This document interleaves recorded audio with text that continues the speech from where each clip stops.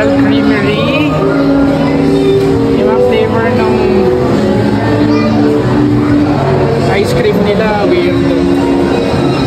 Ditong sili level 3, sili level 2, sili peso, kanilala, may pino, pili, may gabi. Tapos may tinitong na bigas, may latik, malunggay. Diba? Kalabasa. Tikman kaya natin yung kalabasa, mama. O kaya yung gabi. Sili level 2 ng Colonial Creamery. Ito raw yung best seller nila. Titikman natin.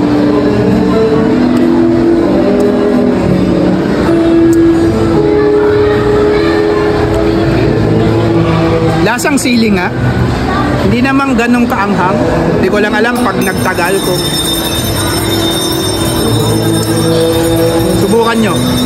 Kayo, mag-comment lang kayo kung ano yung gusto nyong tikman natin sa susunod para i-share ko sa inyo kung ano yung lasa. Parang kumakatas na yung anghang.